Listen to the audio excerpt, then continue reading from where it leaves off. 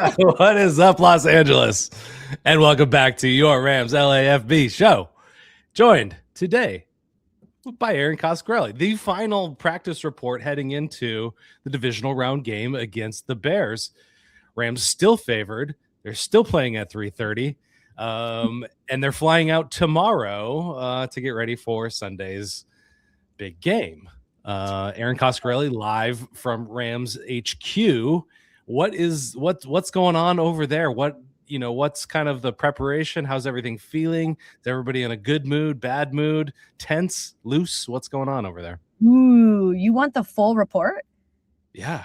You want the full report. Okay. It's good here. It's again, it's been in the 80s all week.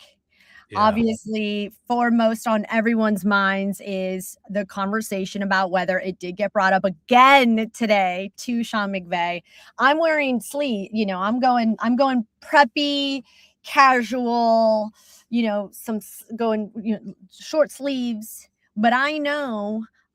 In fact, it was funny when I was in the cafeteria, I was talking to one of the coaches, and our passing remarks this week just have always been, you ready for the weather? Aubrey Pleasant yesterday said the same thing. Are you going to bring your layers? Everyone's just kind of making the most of what they can't do anything to change, that it is going to be in the teens around 5:30, which is 2 hours later than their normal kick, 5:30 Central Time, 3:30 Pacific Time on Sunday. And it's, I think the concern that they have more than the cold weather, which obviously, they haven't alluded to a concern, but the strategy around the wind. It is going to be between 15 to 18 miles per hour during some parts of Sunday. And how does that impact you as a receiver? How does that impact you as a kicker? And how does that impact you as a quarterback?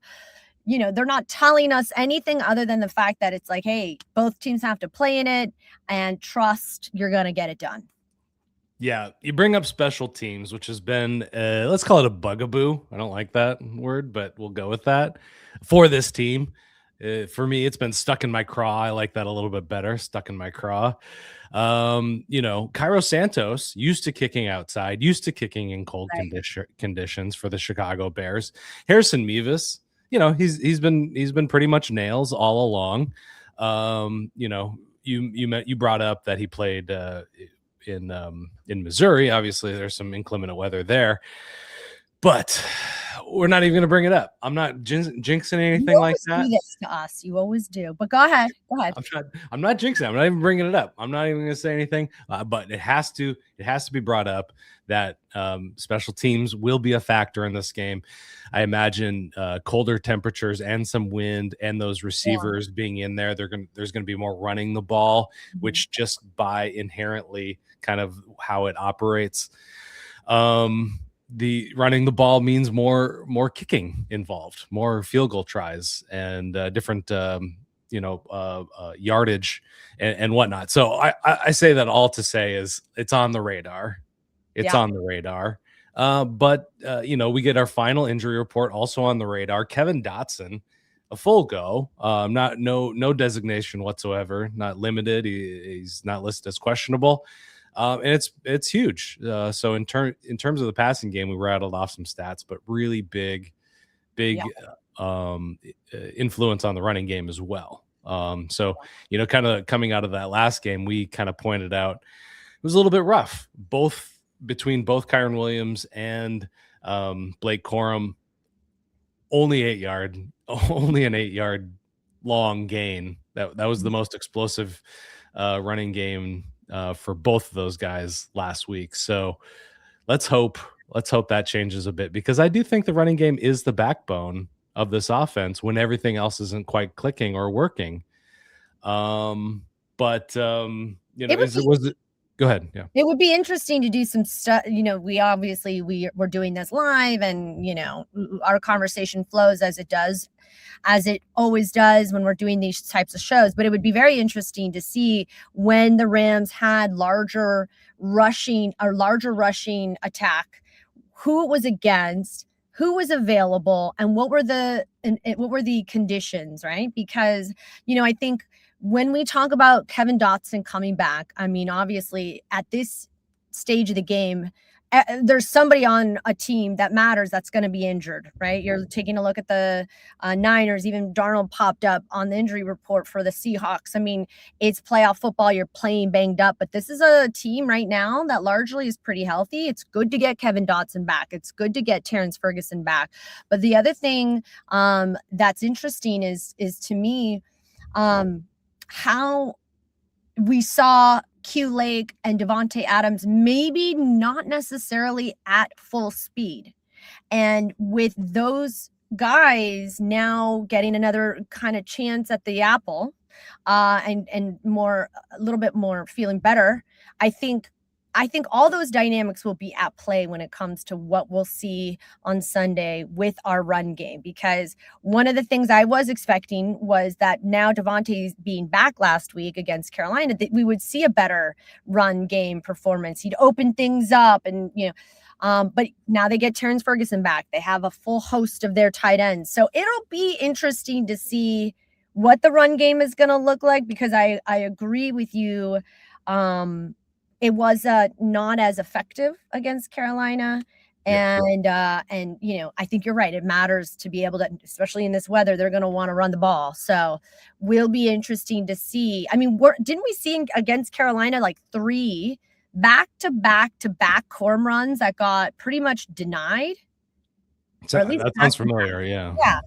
So, they did not have necessarily a super high flow of running success last week, but, now they're getting Dotson back, and we all know how important he is and has been to the run game. So, yeah, I've been listening to all the previews across the spectrum out there in the media landscape, and it's been really interesting to hear, especially, Devontae and Quentin Lake.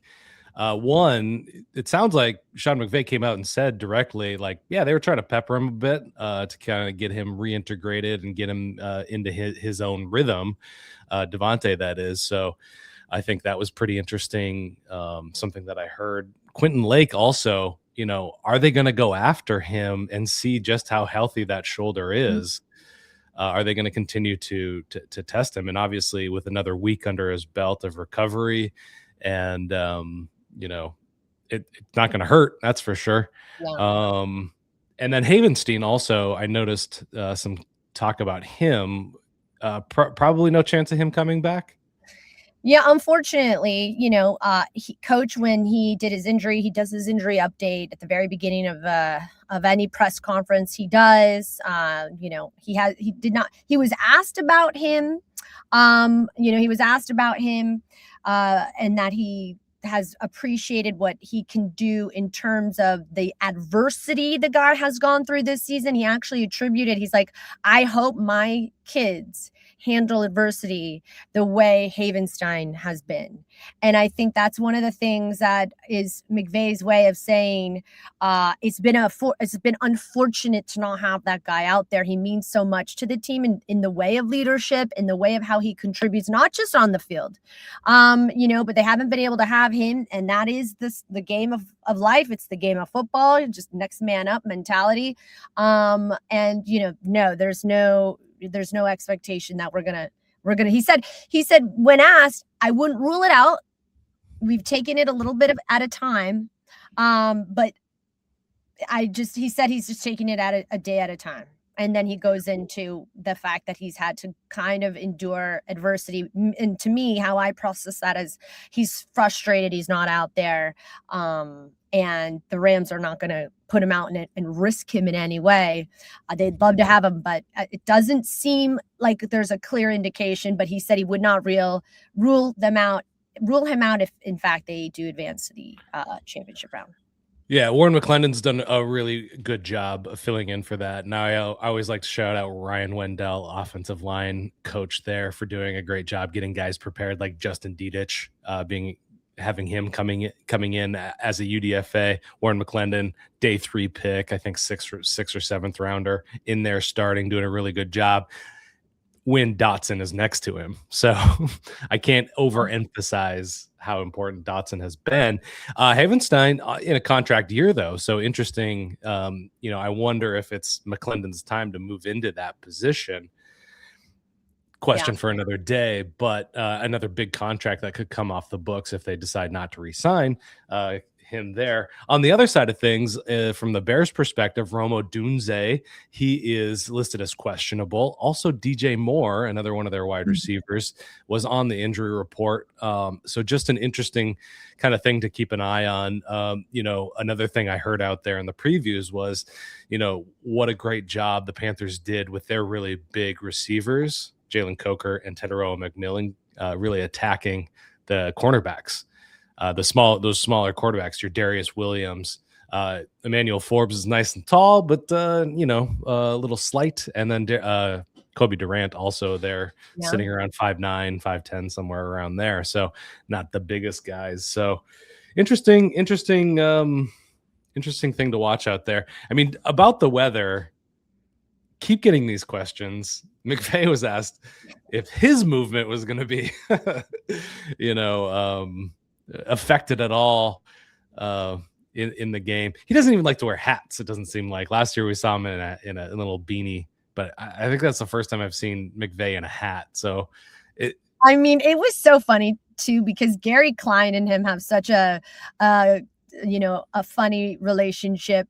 Gary is so good at what he does. Gary is our LA Times beat writer, covers the Rams, and Gary he'll ask a follow-up or two just to sort of get a sense of how McVay is feeling. And he asked McVay, hey, what are you going to wear? You're going to plan to wear layers? I mean, it's like, and I love it because, the conversation around weather has been brought up so much this week. And I think the Rams are like, hey, look, there's nothing we can do. There's nothing we can control. It's going to be cold. We're just going to both teams have to play in it. And, that's kind of been the sentiment. And if you think about it, Caleb Williams came from USC. So it's not like he's super experienced. I mean, Stafford has more experience playing at Soldier Field in high pressure, high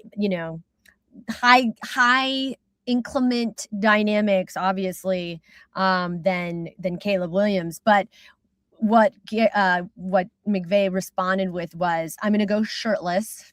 Obviously. And that Stafford introduced him the wetsuit concept from when he was in Detroit. So he said maybe he'll have a heated vest, which, they're doing these heated things like a heated blanket, but like heated stuff. So I'm sure he's going to be, and then it was really funny. He said, is he going to impact his ability to move around, run down the sidelines? He's like, I'm not going to be dressed like the Michelin Man. So, there was some good back and forth humor. Like I kind of said, McVay's just been trying to roll with the punches and, just have a sense of like reality when it comes to this. There's just nothing that the Rams can do. It's warm here in Woodland Hills and it's not so warm in Chicago. I'm from Minnesota, northern Minnesota, northwest of Duluth, if anybody can imagine how north that is. Walking to my bus stop in the morning as a small child, the mucus in my nose freezing as I inhaled. Fond memories of that. LA makes you soft. Well, I was going to say that. So that's actually, I was going to ask you this. Okay. When you are a child raised in the northern elements of Minnesota, do you even know it's cold? Because it's like growing up at the beach, you don't know that the beach is the beach, right? Like when you're a child and you're raised in that environment, do you guys realize it's cold, or is it just like it's just another day in paradise? I mean, there are days that are sub-zero, like dangerously cold out there, and it's like the Christmas Story when she's wrapping up the kid and he can't move it. I can't move my arms, and he falls, he can't get up. Yeah, that with the scarf wrapped around all the way up the head, like to get to the bus stop, that is a reality. And being snowed in, because the snow has blown your entire door with snow, and you can't get out.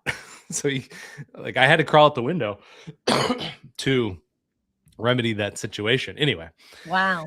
And that's why you go snowshoeing for fun, because it's just, it's like, that's why cross-country skiing is a thing. So yeah, no, there are days, but then it hits like 40 and you're like, oh, I'm wearing shorts. Yeah. So yeah, I you're mean, saying you're saying now in LA. I'm so soft here. I'm in a hoodie. It's 80 degrees outside and I'm like, fine. But when it gets below like 60 degrees, I am like in a beanie. Yeah. I've got an electric blanket on my bed. The weakness is real for sure. But getting back to the topic at hand, the health of the tight end room is back. Terrence Ferguson's back. Tyler Higbee is back, and Sean McVay, I believe, was asked about that. Yeah. Just the fact that he's got a nice arsenal of guys in that room again. And we all saw how they diversified when Puka wasn't available. 13 personnel became the talk of the town here in LA with Sean McVay. And, we had Terrence Ferguson out for 2 games, I want to say, right? He was dealing with a hamstring situation. And, I would say the back end of Terrence Ferguson's development, we've talked about it, he has made big moves, big plays when it's mattered. Certainly, has had some moments of being a rookie, drop passes that were important. But I think the fact that, he's going to have a full weapon of tight ends with Tyler Higbee. And you saw Colby Parkinson's walk-off touchdown last week. Yeah. I think this is a unique situation where in January, in postseason football, almost right there, close enough to the big game, the Rams are very, very happy that they have mostly a healthy roster at this point. Yeah, you got to be. And, I keep thinking about it, and you said it perfectly. The unique situation that the Rams are in, going all the way back to training camp, even before then, the talk about 12 personnel. They were going to layer in more 12 personnel, and they had Higbee and Colby Parkinson and Davis Allen, and then they drafted Terrence Ferguson, and it's like, well, that's a full room, and they kept all 4 of them on the roster. Going against, I think they kept 1 fewer wide receivers to make room for that. Anyway, there was a little bit of roster kind of tweaking that, they were like, we got 4 guys. And then when 13 personnel came out, it's like, there you go. Like they have they're all being worked in there. And so it makes a ton of sense. And a lot of the league is trying to get bigger and more physical up front. Some teams bringing in a 6 offensive lineman in some cases. So this is kind of their answer to this kind of bigger personnel trend that's going on. And, it was gangbusters for a long time, and hopefully that continues. Yeah. And isn't it interesting? Because you kind of touched on it a little bit too. You said, look at where the Rams started and now where they finished. Think about it. Like the Rams at the very early part of the season didn't even think they may have had a healthy quarterback. And now for the large part, they have a healthy roster, and a big testament to Reggie Scott, who runs their, sports medical team, and the rest of the staff, which of course McVay is always the first to give credit to. So it's not lost on me, if you just take a full pulse of the season, how fortunate and lucky and also well-deserved keeping these guys for the most part pretty healthy throughout the season. Touch and go at some points. They had Puka out a game, Devontae out a couple of games, Q Lake, and now the big thing is they're getting healthy at the right time. So yeah, no, that's absolutely true. And that's such a hallmark of their franchise, is keeping guys on the field. The best ability, as they say, is availability, and that is 100% true. And that was true in 2021. I don't want to make too many leaps before the game, but they were a very healthy team that year as well. Jimmy Garoppolo's back. Can we get him in the chamber? And that magic kind of gets him going? The real question I want to ask, and I've seen him in person, and he's a handsome fellow, but like, women are obsessed with this guy. It's hysterical. And it's like, I just walked past him in the parking lot. He is so nice it's remarkable. Like, you can't be athletic, handsome, nice. Like, he is a true kind person. I was like, oh, you what do I say? You ready for the cold? I'm ready. I'm like, but wait, you're like Chicago. That's because he went to Eastern Illinois. And then he said something, I couldn't hear him. I'm like, oh, good luck. Good luck this weekend, you know.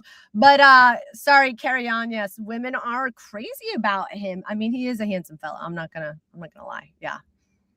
I guess we can leave that at that. I don't know what the real question there is. Well, he popped up on the injury report, and I think it did get brought up today. Coach was immediate to just say, hey, it's he's fine. He had a sore back.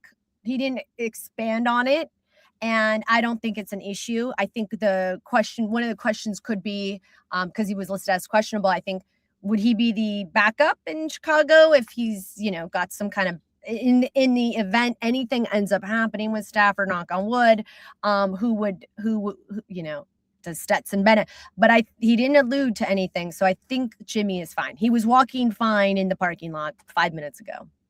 Well, these Rams quarterbacks with bad backs seem to recover just fine. Again, Reggie Scott, the man there. I think it was before the season. Yeah, it was before the season. After Stetson Bennett had a pretty good preseason, I had the Stetson Bennett hive coming at me. It might have been a Stetson Bennett burner account. Like, it might have been Stetson himself making the case for himself. What happened? I had a few people just come at me like hard, saying like Stetson Bennett is the future quarterback of this team. Don't question it. And I think he's improved, but anyway, not important. He was in the cafeteria rocking out to some good music. There was something being played. I can't remember, but I think the cool thing about this Rams team, I will say this, they are prepared. They are so dialed in, so focused, so prepared. And the word you use to describe covering the team this season, even if they're having tough moments, this team feels like they're having fun. I walked through the upright, not the gates, the security gate, and I was like, this could be the last. And I said it to Brock of Sports Illustrated. I said, this could be our last time coming here. It's really been a special season to be a part of how this coach talks about his players, all the ups and downs, right? The emotional ups and downs, the physical ups and downs that the team has. They've lost to 5 different teams this season, and all 5 have been very closely scored games. And the storylines here in LA, it's been absolutely so dynamic. And I hope the Rams, just for the sake of being able to tell more good stories this season, I do hope they pull things off. But we'll see. Yep. Caleb Williams is not going to back down. He's going to keep playing all 4 quarters. You can't let that momentum get out of hand. You cannot take your foot off the gas with this guy and this offense, and Ben Johnson included, 100%. I am with you there. I hope it's not the last time we're able to do this. But I'll finish with this. Davante Adams said to the younger players, I don't remember who was the reporter that put this out on Twitter, but basically stick in LA as long as they want you to stick around, because he's having such a good time here. And those black clouds and those dark clouds, New York, Vegas, whatnot, they're not here. It's blue skies in LA. The Dodgers just picked up Kyle Tucker. I don't care if you think they're ruining baseball. What a pickup there, 4-year contract for Kyle Tucker to play outfield for the Dodgers. Three-peaters. I think it's going to be the three-peat here. Anyway, getting off topic. I gotta do a radio spot with somebody in Green Bay here in just about 5 minutes. So we got to get out of here. So we will be back Sunday night. To recap this game, live reaction. So come back and check us out. Until then, folks. Hey, Ramley, thank you so much for hanging out with us and watching the Rams LAFB show. Quickly before you go, got to tell you about our friends over at Sleeper. It's the #1 sports app right now, and you've got to download it because it's got so many great features that I want to tell you about. Aside from season-long fantasy, which is the best in the business, they've also got live score trackers, in-game updates, plus the live chat where you can actually communicate with other users right on the app. But perhaps the best feature, at least that I like, is the daily fantasy feature or the live pick'em. Just pick 2 to 8 players across any sport, baseball, basketball, hockey, obviously football and our Rams. You're going to choose a player, just choose more or less. Matthew Stafford, more or less passing yards. Kyron Williams, more or less rushing yards, more or less touchdowns. 2 to 8, you can win real money. So when you go to make your first deposit, make sure you use our promo code Rams LAFB, and Sleeper's going to give you a match bonus up to $100. So you deposit $100, they're going to give you $100 free. You're now sitting at $200. You put in $10, they're going to match you $10. You're now sitting at $20. But on top of that, right now, Sleeper is offering all new user signups a $20 free entry, no deposit required. Go sign up. You're automatically invested $20 straight from Sleeper. But you can stack that offer with that match bonus offer to add more money. Just make sure you use that promo code Rams LAFB. Go check out Sleeper. Download it today. Tell them the guys at the Rams LAFB sent you. And as always, Ramley, thank you so much for making us a part of your day.